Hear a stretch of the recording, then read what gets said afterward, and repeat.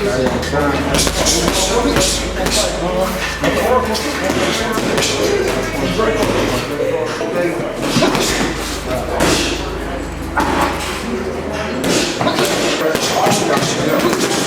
movement, SFC boxing.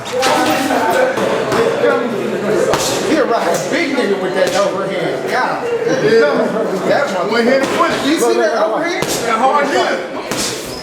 Do it again. Take one shot. Cut a whole lot of them. Flip it. Get the nigga. Hey, that's a shot you have to do that. Oh, wait. What's his name? Toronto or something like that? Coach. Montreal.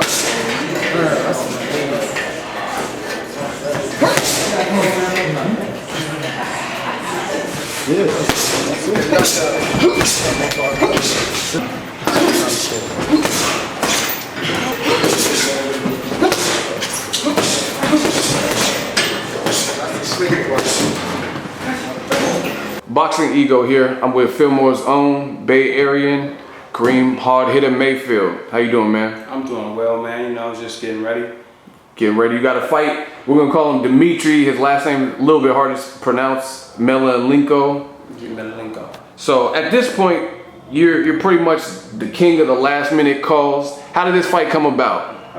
As you said, last minute. It came about last minute. You know, I actually signed a promotional contract with Greg Cohan just about a month ago, and you know, we're actually we're going to start to get it prepared for a fight, which was February 22nd, if I'm not mistaken. So I was about a week into camp, and I had got a call that it was a fight next week.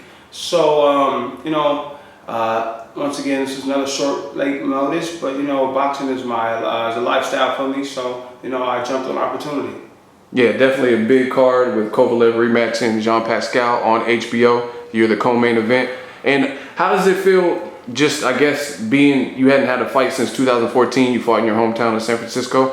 How do you just stay disciplined since you've been on the sidelines for a little bit? How do you stay in shape and things like that? Well, you know, I'm an entrepreneur, so I pretty much train at my own leisure for the most part and work at my own leisure. So, you know, with that being said, I'm able to work out, and you know, for me, you know, cooling with my children, and you know, other than that, it's nothing else to do. What else is it to do? You know, a lot of people around my age is either partying or have to work 9 to 5. But you know, as I said, I'm an entrepreneur, so I'm able to work out, and I do it as a lifestyle, and I love coming to the gym. It's like a boys' club. Me and my boys come here, talk shit, swallow spit, fuck around, lock up, train, and I mean, that's what it is.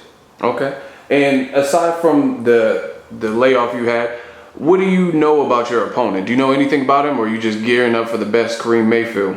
Indeed, that's a good analogy that I'm gearing up for the best Karim Mayfield. But of course, you know, I took a look at him. I try not to get into trying to study my opponent, because, you know, it's different strokes for different folks. And the way one person may fight a person, it may not be another. But anyhow, you know, I'm just gearing up to be in top shape, as much shape I can get in with only a week to 2 weeks notice. And you know, I do know that he has a high punch value, and you know, but nevertheless, you can't punch what you can't see, or you can't punch what you can't hit. And this fight happened at 147? Correct. Okay. So shout out to that. Make sure you guys tune in January 30th, HBO co-main event with Karim Hard Hitter Mayfield. Now, there's a couple of fights I want to ask your opinion on. Also, you've sparred Danny Garcia before. Correct. He's fighting this weekend versus Robert Guerrero, also from the Bay Area. Shout out to Gilroy. How do you make that fight at 147?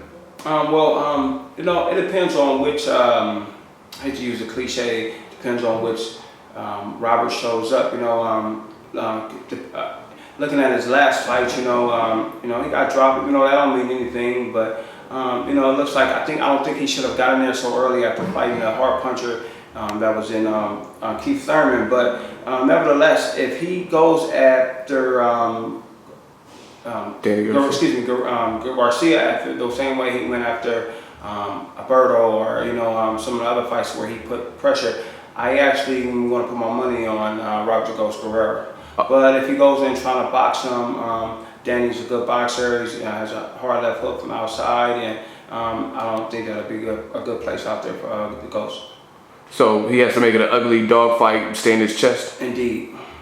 Now, who do you pick out of the fathers, Ruben, Guerrero, or Angel Garcia? Who wins that? Oh man, Ruben's a straight goon. You know, hey, Garcia, man, Garcia. Nah, he's just a lot of noise, man. He's a lot of noise. I know that Ruben, he'll actually get down with you. You know what I mean?